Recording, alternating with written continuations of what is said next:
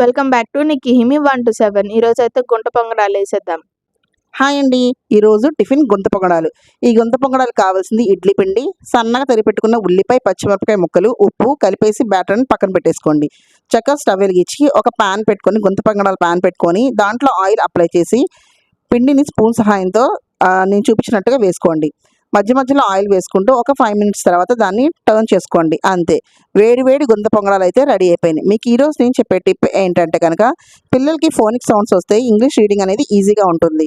Phonic సౌండ్స్కి నేను ఒక video separate చేసి పెడతాను. ఈ టిఫిన్లో కావాల్సిన చట్నీని కూడా ఒకసారి చూసేద్దాం పదండి.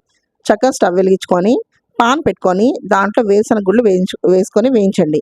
అవి వేగిన తర్వాత తీసి పక్కన పెట్టుకొని పచ్చిమిరపకాయలు అలాగే టమాటా ముక్కలు కూడా వేసేసి చక్కగా మగ్గిచ్చేసేయండి. ఆ మగ్గిచ్చేసిన తర్వాత మనం మిక్సీ జార్ తీసేసుకొని అందులో వీటిని వేసేసుకొని చింతపండు, ఉప్పు అలాగే జీలకర్ర, వెల్లుల్లిపాయలు వేసుకొని చక్కగా మిక్సీ పట్టేసుకోండి. అంతే, మీ వేడివేడి గుంత పొంగడాలు అలాగే దాంట్లోకి చట్నీ కూడా రెడీ అయిపోయింది. నేనైతే టేస్ట్ చూసాను, నాకైతే చాలా బాగా నచ్చింది. మీరు కూడా ట్రై చేసి ఎలా ఉందో కామెంట్ సెక్షన్లో కామెంట్ పెట్టేసేయండి.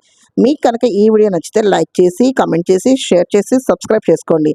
అలాగే బెల్ బటన్ మాత్రం నొక్కడం మర్చిపోకండి ప్లీజ్. బాయ్.